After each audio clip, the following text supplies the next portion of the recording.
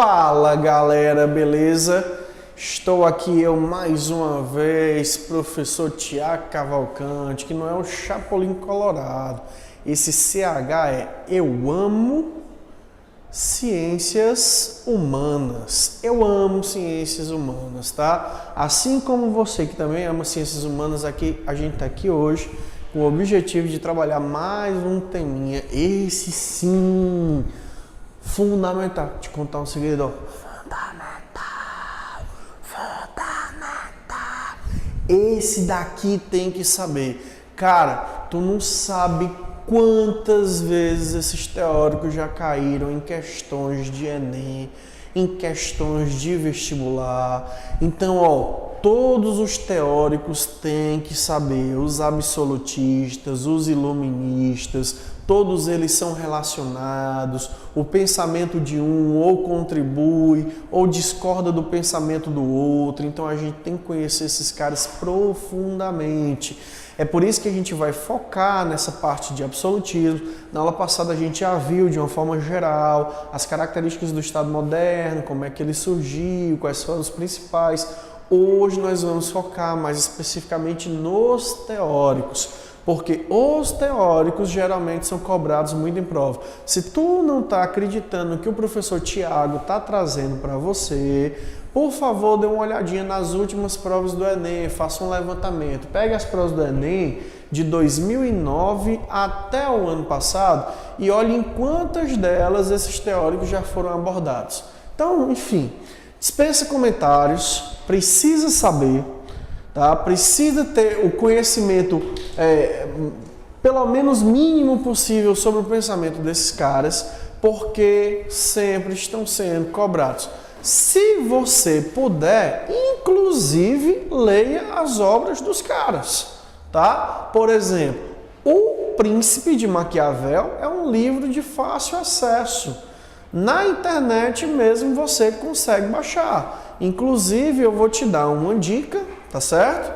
Você procura um site chamado www.domínio público. www.dominiopublico.com.br www.dominiopublico.com.br. Esse site é um site onde existe um grande acervo de obras que você pode baixar gratuitamente. Livros do Machado de Assis, do Eça de Queiroz, obras clássicas da literatura universal brasileira, inclusive se encontra lá O Príncipe de Maquiavel, que você pode baixar para poder fazer os seus estudos, tá certo? Eis aí uma dica de onde você encontrar essa obra, que é uma obra clássica do pensamento político. Maquiavel é considerado o pai da moderna ciência política, então vale muito a pena conhecer esse site, conhecer esse livro, para se inteirar um pouco mais do pensamento maquiavélico. Dito isso, vamos aqui aos teóricos. O nosso primeiro teórico aqui é o nosso querido Nicolau Maquiavel, amado por muitos, odiado por todos, amado por muitos, odiados por outros. Para alguns é fundamental, para outros se trata de um cara que tem um pensamento extremamente cruel. É por isso que o termo maquiavélico geralmente é utilizado para identificar pessoas que não são tão boas, que não são tão corretas, que não são tão éticas, que não são tão moralmente justas, tá? Agora, algumas pessoas criticam muito essa ideia de atrelar o maquiavelismo a algo necessariamente ruim. Muitos, inclusive, dizem que o pensamento maquiavélico deve ser implantado em diversos casos. Tem gente que estuda Maquiavel para estratégias administrativas de empresa, tá? Então o pensamento maquiavélico ele é tão atual e ele é tão amplo que pode ser utilizado em diversos campos, tá certo? Bom, Maquiavel é uma figura típica da Itália. Professor, mas pelo que eu me lembro da aula passada, a Itália é um país que não tinha monarquia absolutista. Perfeitamente. Na Itália não existiam monarquias absolutistas. Aliás, nem sequer a Itália existia. Existia o território onde hoje é a Itália, e a Itália era toda dividida em diversos modelos de organização social e política. Maquiavel, portanto, vivia numa região chamada Florença. E lá em Florença a política era muito forte. E aí Maquiavel vai se envolver com as questões políticas locais, as guerras entre as famílias, família Sforza, família Medici, entre outros, tá? O grande manda-chuva lá de Florença vai ser Lourenço de Médici, o Magnífico. E todo mundo queria agradar Lourenço de Médici. E Maquiavel não é exceção à regra.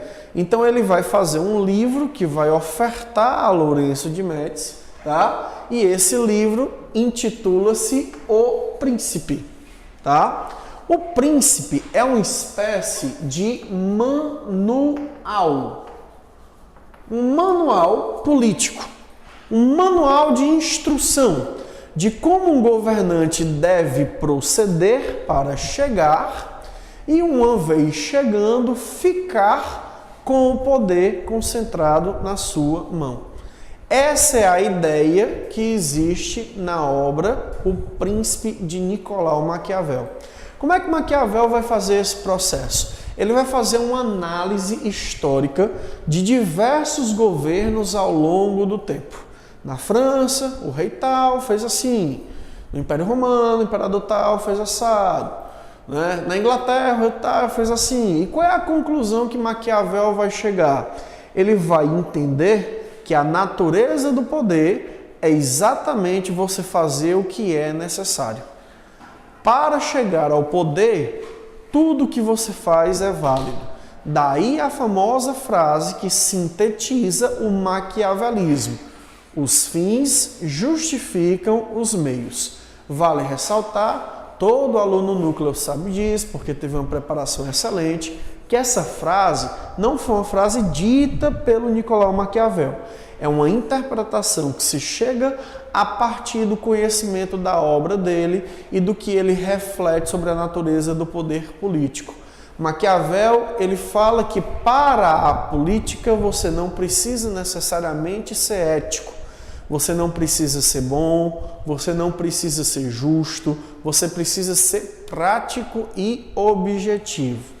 Se você puder governar uma nação sendo uma pessoa boa, sendo uma pessoa honesta, sendo uma pessoa ética, sendo uma pessoa justa, ótimo. Mas você tem que estar disposto a não ser ético, disposto a não ser honesto, disposto a não ser justo.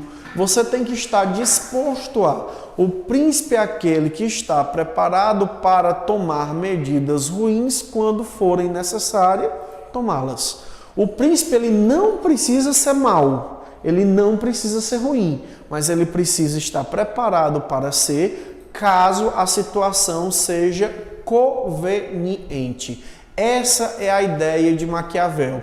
Deu para entender por que o pensamento de Maquiavel é um pensamento atual até hoje e por que diversos líderes na história usavam Maquiavel, líderes dos mais variados espectros políticos, desde líderes da extrema direita até líderes da extrema esquerda, passando pelas democracias ocidentais modernas, se baseiam no pensamento de Maquiavel para tomar as suas decisões políticas até os dias atuais.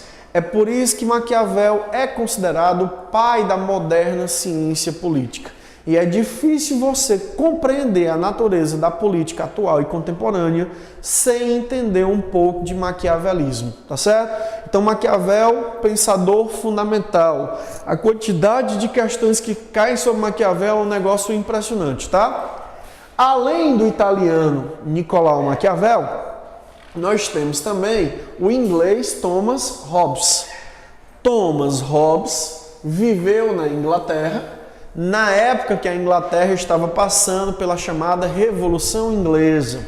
A Revolução Inglesa foi o processo onde o poder do rei estava sendo contestado por alguns grupos dentro do país. E aí, por conta desse processo de contestação da autoridade real, né, vai nascer a ideia de defender o poder real a partir do pensamento do Thomas Hobbes, tá certo? Então, Thomas Hobbes está se colocando contra essa Revolução Inglesa, contra a contestação da autoridade real, e está escrevendo uma obra clássica do pensamento político mundial para explicar a necessidade do poder real estar concentrado, na figura do rei. A necessidade de um poder real. Essa obra clássica do Thomas Hobbes é intitulada de O Leviatã. O Leviatã, para você aí que já leu a Bíblia, sabe que é um monstro bíblico que se encontra no livro de Jó. É Jó que fala do Leviatã. O Leviatã é uma espécie de um crocodilo gigante, uma espécie de um Godzilla, não é? Que, segundo a Bíblia, ele tem a pele tão espessa, tão dura, que nada consegue penetrá-la. Uma flecha não consegue penetrá-la, uma lança não consegue penetrá-la. E qual é a analogia que o Thomas Hobbes está fazendo aí, utilizando essa metáfora, essa figura do Leviatã? Que o rei, que o Estado deve ser assim. Deve ser um monstro todo-poderoso. O ideal, segundo o Thomas Hobbes, é que nós fôssemos livres, mas na perspectiva hobbesiana, a liberdade humana leva a humanidade para o caos.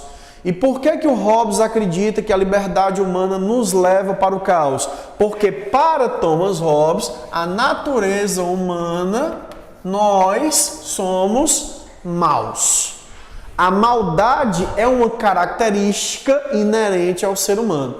Então, se não existe um rei poderoso que controle a maldade humana e que coloque a sociedade em ordem, essa sociedade ela vai se destruir numa guerra eterna de todos contra todos. O forte vai dominar o fraco, e o fato do forte dominar o fraco não garante a ordem, porque os fracos podem se unir para lutar contra o forte. Então a única forma de manter a sociedade em ordem é colocando alguém mais forte do que todos, que seria o rei. E o rei, através disso, vai conseguir controlar a sociedade e manter a paz. Perceba que Thomas Hobbes entende que a natureza do poder do rei parte do entendimento da sociedade que o melhor a fazer é transferir esse poder para o rei.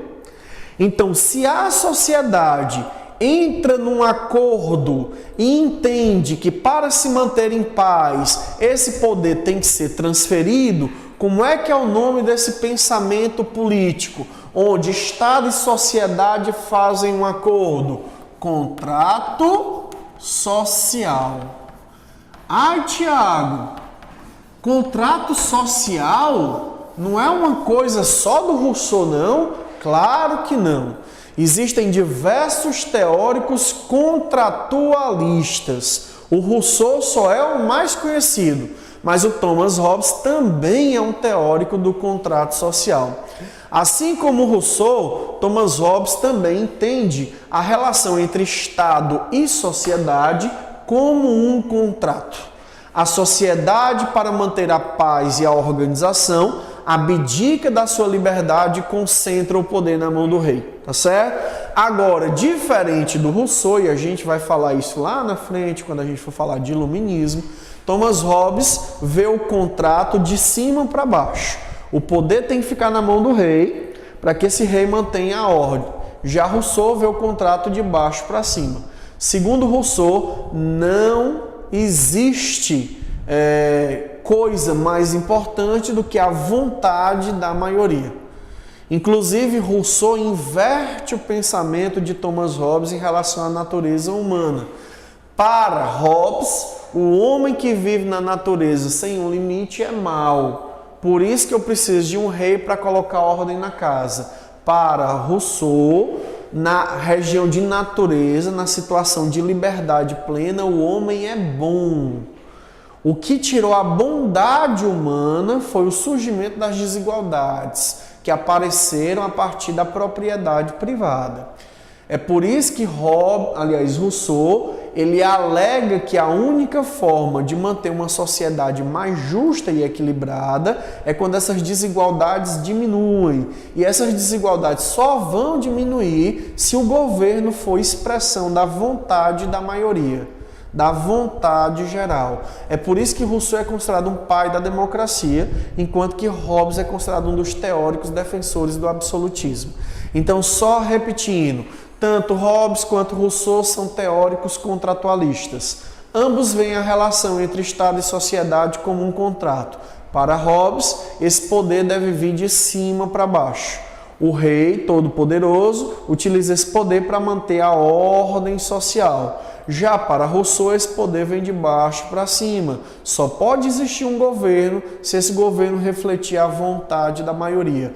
Ambos contratualistas, ambos teóricos importantes, ambos caem no vestibular, ambos eu preciso saber. Belezinha? Show de bola? Para a gente fechar aqui a parte dos teóricos, nós temos o francês Jacques Bossuet, tá? Para falar aí o nome do homem tem que fazer o Bossuet, tá certo?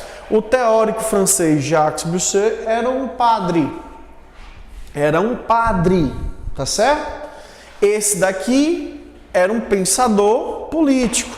Esse daqui era um intelectual. E esse daqui era um padre. Esse daqui vai explicar a natureza do poder a partir do conhecimento histórico.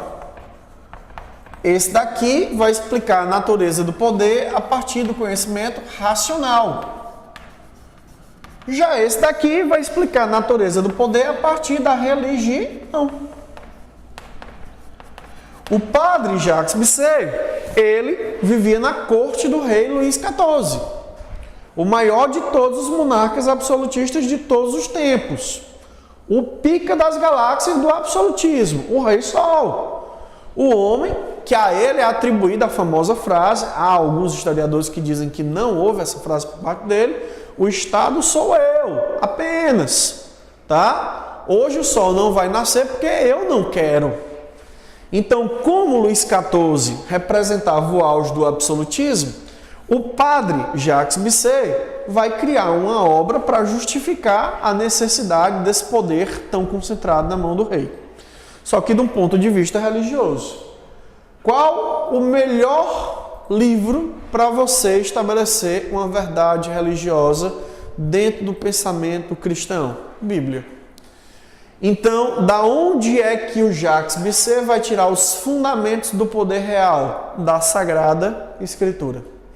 E como é que é o nome do livro do padre Jacques Bossuet? Política segundo as Sagradas Escrituras. Ele retira da Bíblia trechos que vão justificar, embasar, dar força ao poder absolutista. Nascendo daí a famosa teoria do direito divino dos reis. Vamos lá, mais uma vez, só para a gente consolidar o raciocínio. Nicolau Maquiavel usa a história. Thomas Hobbes usa a razão. Jacques Bossuet usa a fé. Estamos falando da sociedade europeia do século XVI. Qual que desses três pensamentos você acha que era mais fácil para o povo entender? História, razão ou fé? Obviamente que a fé. Então, dessas teorias aí, qual aquela que vai entrar mais fácil na cabeça do povo? Teoria do direito divino dos reis. O que é que significa isso? Que as pessoas acreditavam que o rei era rei por direito divino. As pessoas acreditavam que o rei era rei porque Deus permitia que ele fosse rei. Essa ideia do rei divino é tão forte, tão forte, tão forte, tão forte, que acreditava-se em alguns lugares na França que o simples toque real era capaz de curar os doentes. Tem um livro fabuloso de um historiador chamado Marc Bloch, chamado Le Roi Thaumaturge, os reis taumaturgos, onde ele vai exemplificar essa ideia que as pessoas acreditarem que o toque real era capaz de curar as suas doenças, tá certo? Então não esqueça de estudar os teóricos, não esqueça de buscar questões na internet, nos meios que você tiver para exercitar esses assuntos, porque são assuntos que sempre estão sendo abordados no vestibular. Beleza? Fechou? Deu para entender direitinho os teóricos? Espero que tenha gostado da aula e a gente se vê numa próxima oportunidade, se Deus quiser. Um abraço grande. Tchau, tchau.